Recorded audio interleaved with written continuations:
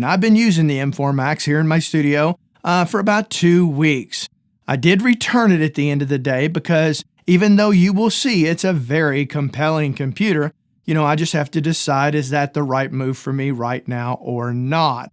And if I did go back and buy it, or if I do go back and buy it, I should say, I would want to spec it out to, really my specific needs. And so ultimately I returned it, but while I tested it, I was able to do today's evaluation. I am going to be comparing it to one of these.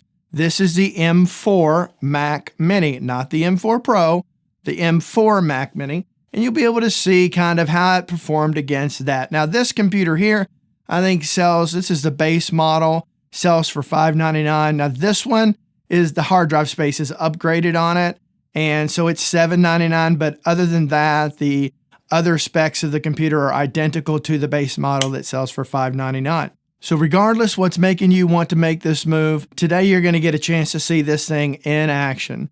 So how did I test it? How did I go about that? Well, before I get into that, I need to talk about this. Today's video is sponsored by Artisan Woodshed. Who's Artisan Woodshed? Well, it's me. Yeah, out there, I've got a detached garage where I have a pretty extensive wood shop. That's another passion of mine, where I make custom desktop enclosures for Softtube's Console 1 and Fader MK3s. Currently work on a design right now for the PreSonus Fader Port 16. They sent me that for testing, and I'm still evaluating that. But hopefully by the time I do that video, I'll have an enclosure made for that one, so you can kind of see it all together at the same time. So while you're watching through some of the videos and pictures of everything, you can reach us out at www.artisanwoodshed.com.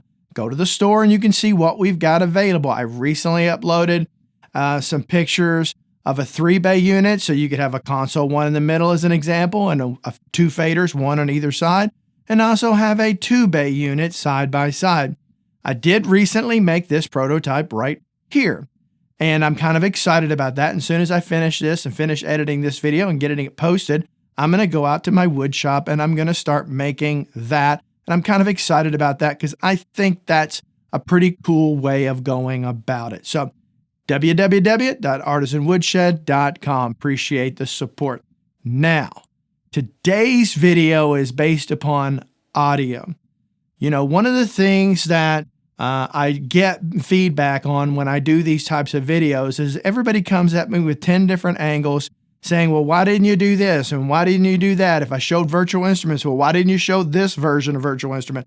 Well, I don't own that one, So in other words, I'm here today to kind of show you the power where you can do, no pun intended, an apples to apples comparison. I use Logic Pro for today's example because it's going to be the most optimized for it. I did find that was the case. I don't know why, because Nuendo and Studio One run fine on that Mac Mini, that M4 Mac Mini, but the M4 Max, it just didn't seem to work as well. I got a lot of errors. I'm not sure why. Maybe some of you have a better understanding of that than I do. So that's why I defaulted to using Logic on this. As well, I use all stock plugins. I wanted to use a stock compressor and a stock EQ. Now, for the record, these things are settings. So the settings on these where these plugins are always being utilized. In other words, there's always gain reduction. There's always some adjustments to EQ. Lastly, I wanted to put from a stock plugin, a processor intensive one. So I chose Space Designer, which is their reverb. And so that's on all of the tracks. I start out with 750 tracks to see where we're at from that. And you'll have to watch the examples here in a second to see how that goes. But at the end of the day, this way you could do the same type of example on your existing Mac right now and compare what you have compared to this and get an idea of the power of it. If I included all those different possible variants of doing this video would be 3 hours long and no one's going to sit back and watch that. So I tried to get as much bang for the buck into the video as I could, even though many of you may not necessarily today do a ton in audio. Maybe it's more virtual instrument driven, whereas I'm still mainly an audio guy here with some virtual instruments. So kind of keep that in mind. So know that these plugins are on every single track. And what we're going to try and do is to get that and see how many tracks can play back. I'm going to mess around with different buffer settings. I'm going to mess around with different, whether it's 10 cores or, the automatic setting or whatever. You'll see me adjust that in there on this one. You also see the same example brought into the Mac Mini, and that will follow after the Mac Studio version of it.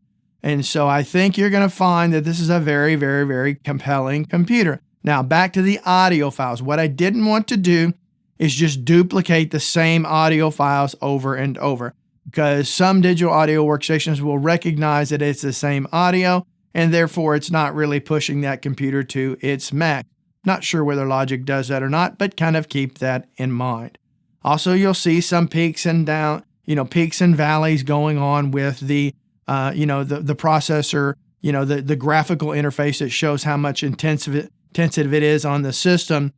Sometimes it'll go down. Well, that's because maybe an audio tracker is not playing at that point. I did try to test it where all the audio tracks were playing at one time. That's when you'll see it come back up. So kind of keep that in mind. Now, these files, what I did is I duplicated them in Finder. And I think if I remember correctly, I think this Logic session is almost 16 gigabyte. It's a pretty large session.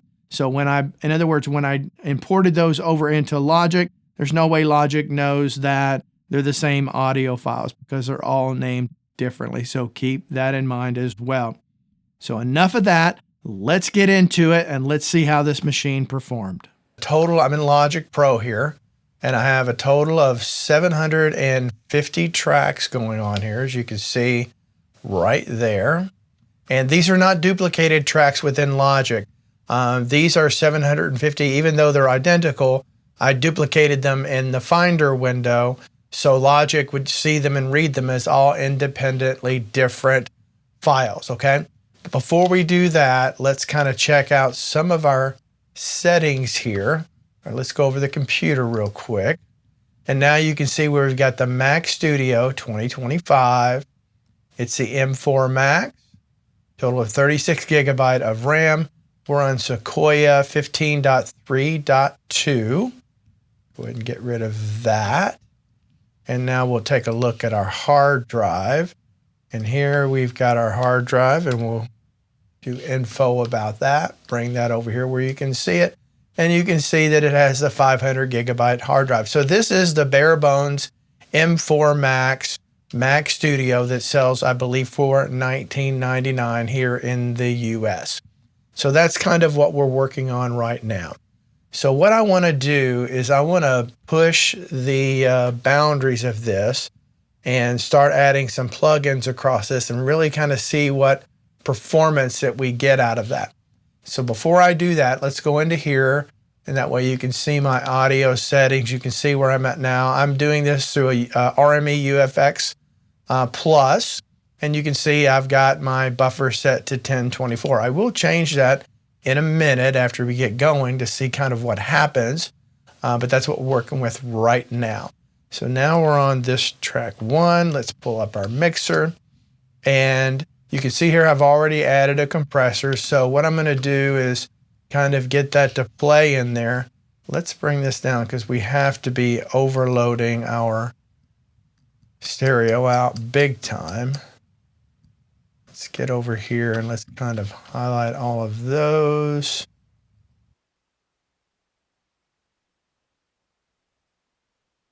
Load that, and let's bring all of those channels down in volume. Let's also bring our stereo bus down a little bit. And so that should get us into a little bit better territory here in a second. Well, you can definitely tell that many tracks playing at one time. That's probably about as low as we're going to be able to get here. All right, so anyway, we got that. So let's go back over here. And you're going to be able to clearly see within this compressor, you can see my gain reduction happening there. I am using stock plugins, so you can test this in your version of Logic. And the reason I chose Logic for this is it's the only DAW out there that I'm aware of that has already been certified for the M4 processor. I did try it in Studio One, which is not optimized for the M4. And I also tried it in New Window / Cubase. And, it underperformed in those areas. And I think it's because it's not optimized for the M4. So kind of keep that in mind. I'm not 1,000% positive on that, but kind of keep that in mind. So you can see we're doing around 10 dB of gain reduction there. So that's a lot. So, all right. So now let's add a channel EQ to that channel. And let's say we've got, I don't know, let's do your typical, very generic. Okay. So that's kind of what we got going on. Just as long as the plugin is having to do something. And then lastly, I think we're going to add a space designer. And we'll do mono to stereo here. And now we've got that in a large, I believe a large room, a large hall. I'm sorry, that's what I have loaded in there. Well, let's just double check that. And so let's go into halls and make sure. And let's just choose one. Okay, so now we've got one. All right, so now we've got that. So now we've got reverb happening on all of them. So now what I'm going to do is I'm going to copy these channel settings. Let me hit stop there. We don't need to be playing while we're doing this. And we'll see how long it's going to take to add all these plugins. So now we're going to copy these plugins over to all of the other tracks. Okay. And now we are going to paste channel strip. Let's see how long that takes to get all those plugins in there. Got a little spinning beach ball going on for a second. I would expect this for the record. We are adding 750 compressors, 750 EQs, and 750 reverbs. So that's a lot to be adding to one session. Plus we've got 750 tracks. So let's see how long that takes.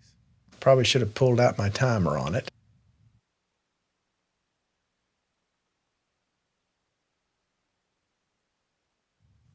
All right, so wow, we're finally back up. We've got 750 going on. So let's take that and let's choose an area where we probably consistently got a lot of things going on there. So I'm going to kind of choose that because there's a lot going on during that. And oh, we've got it already got an auto overload already. So that's not going to do 750 tracks. Let's turn our performance up here. Now I did this with 500. You've probably already seen that. Let's try that one more time. Nope, that's not going to handle it. So now let's see how many we've got to delete to make that to work. Actually do it over here to be easier. So we have 750. So let's take that down to 700 and see what we get there. Now let's try and hit play and see if it'll do it. It didn't seem.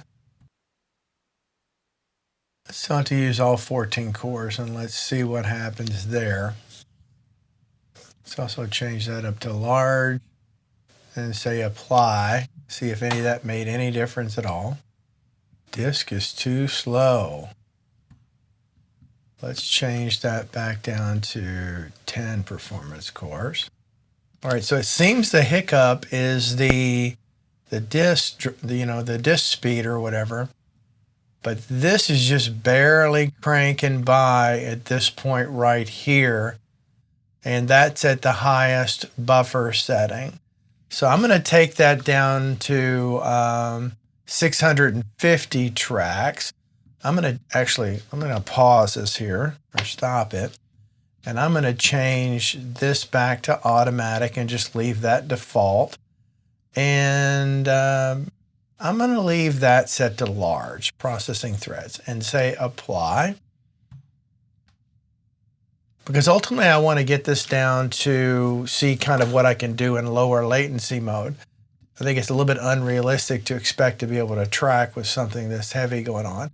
So let's get this down to 650. Oops, wrong key there. Let's delete those. Delete 50 tracks. Yep. So now we're at 650 tracks. And let's hit play again.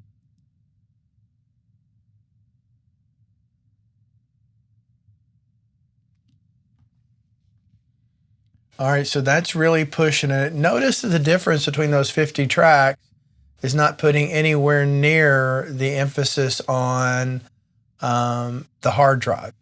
Of course, this has the internal SSD hard drive.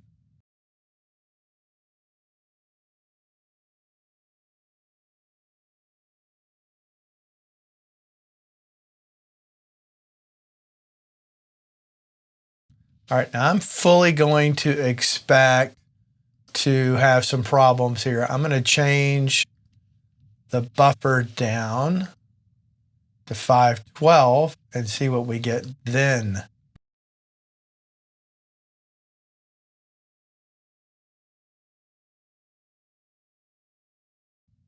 Okay, it seems to be cranking along fairly well. Oddly, it seems to be performing a little bit better at 512 than it did at 1024. All right, so now let's go back and let's lower that again. You guys want to push it? I'm all for pushing it. That is what this is about, isn't it? So 256 and apply. Interesting. It doesn't seem to be having an issue at all. And that's a lot going on there. That is a lot going on there if you think about it. Let's see, how many plugins do we have going on here? So we have 650 tracks, right? Times 3 plugins each. That's 1,950 plugins. Now, of course, you're never going to have a session like this. And the whole point of this is so you can compare the current machine that you're on and see what the most you can get out of it. And that should give you an idea of the performance increase in general you're going to get out of it. All right, let's take that buffer lower. Let's keep going down till we turn this thing into smoke. 128, apply. I'll be really surprised if it doesn't choke out now. But then again, I said that before, didn't I? Hitting play again. Now, would you look at that? Oh, I thought that was going to be confusing for a second. Now, that did pop back up, as you would expect it would. But it's not. And what I'm going to do here in a second, once I'm finished with this and I find out what it can do ultimately, I'm going to have this thing play through the entire length of this song to see if I get any errors whatsoever. Okay, so now we're going to get down into some potential, could add a track and do some recording here. Let's go down to 64. So far, this thing is handling everything I'm throwing at it. All right, let's hit play.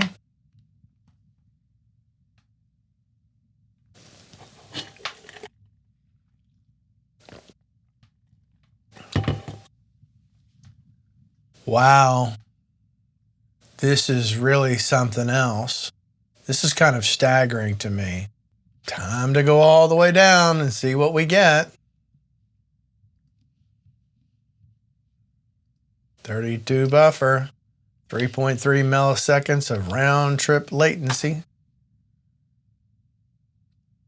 Or output latency, I guess. No, it's round trip, yeah. 1.6 round trip. All right, ready? So far, it has stayed pretty darn consistent. So let's kind of check through our screen draws and redraws and everything there. It's handling that. Oop, it slowed down a little bit there. Oh, there's probably nothing playing on that track at this moment. It's handling all of the redraws of everything else. You wouldn't even know it was being taxed at all. Okay, so now I'm going to let this thing play all the way through. And let's see what happens.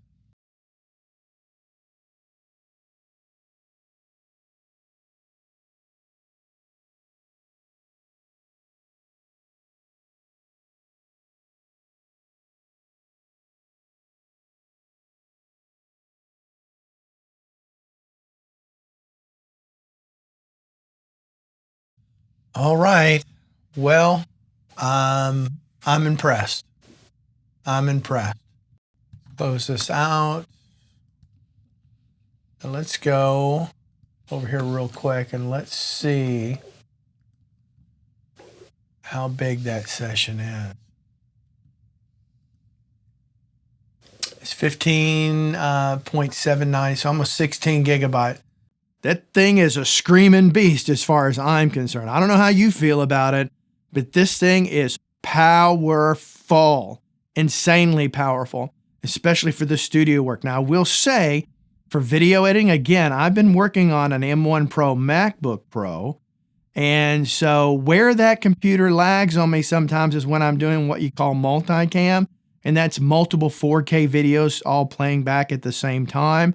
That really pushes the computer, pushes the GPU, pushes the RAM, things like that.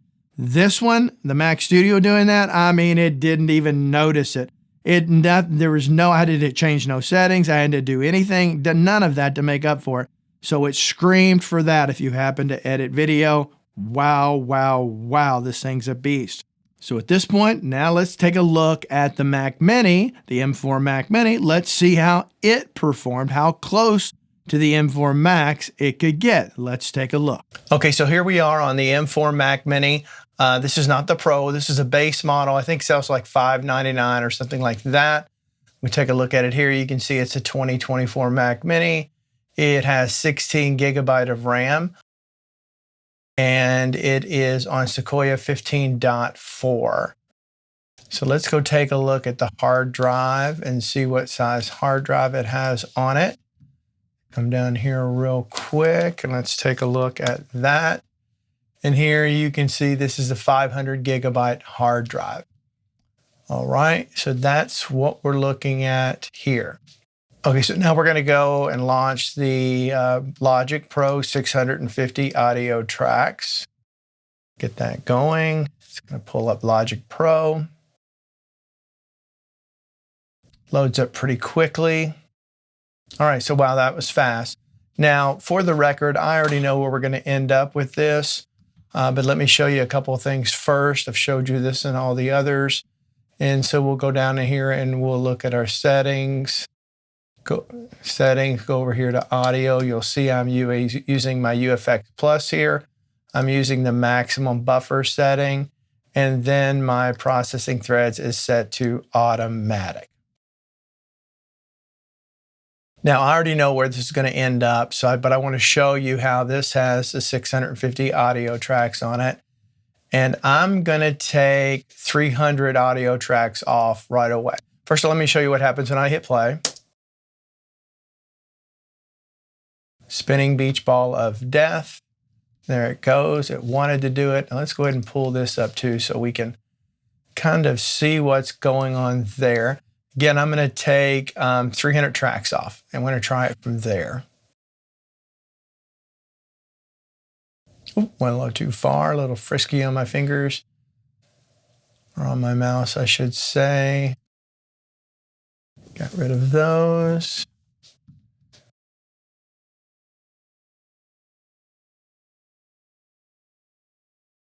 Waiting to delete all of those files.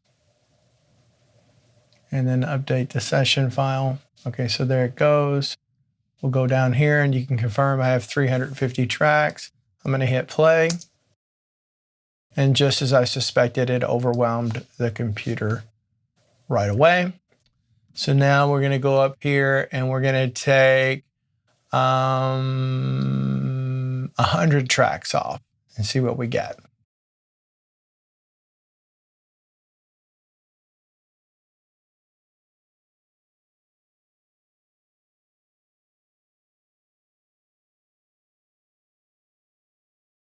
So that's now done. We go down here. Now we've got 250 tracks.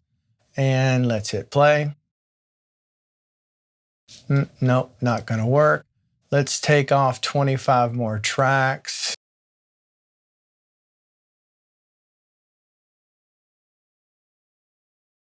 See what we can get there. So now we should have, I think if I did my math right, yeah, 225 tracks. You can see that right there. Let's hit play. And that is still not going to work. Let's try that one more time to let's give it a chance for all this to go down. We're doing apples to apples here. Okay, that's still not going to work. So now we're going to take it down. Let's take 10 more tracks off of it. Getting close, I think, if my memory serves me correct. I think we're getting pretty close to what we're going to be able to do max on this. Let's see, what do we got right now? I think right where we were, we have 215 tracks. Try that one more time.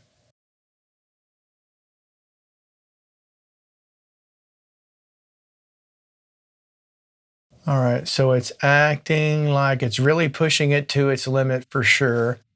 As you can see right here, I've maxed out these 3 cores, and you know, I'm at least at what, 80 to 85% on that last core, but I think it's going to make it. So I'm going to sit here and let that kind of play through. I'm going to let it loop one whole time or 2 times so that we've got 3 minutes of playback, and let's see if we can do that without any errors.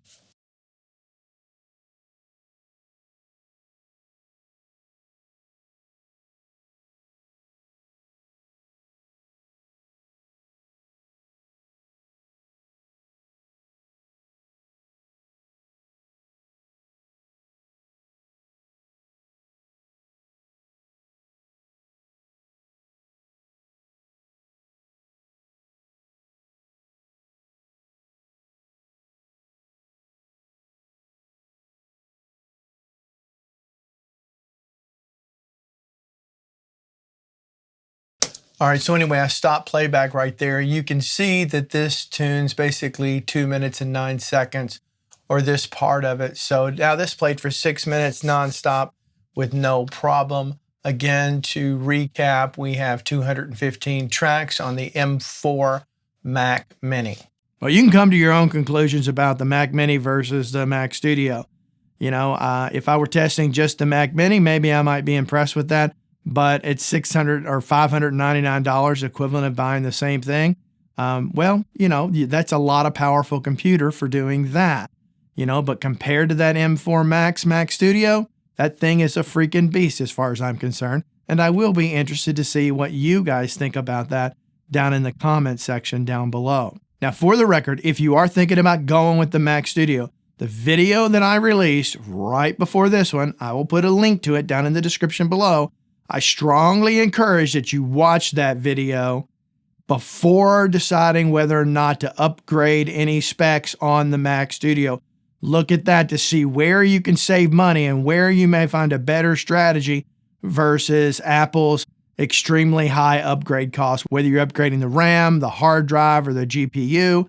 You know, kind of watch that video and find out what's best for you so you make a smart decision and don't waste your money. So take a look at that video, all right? So hopefully you enjoyed all of this. I know I had a blast doing it. I know I'm simply blown away with the M4 Max Mac Studio. I'd be very interested, like I said before, to hear what you guys have to say, so leave those in the comments down below. But until next time, I hope every one of you have a great day. Bye-bye.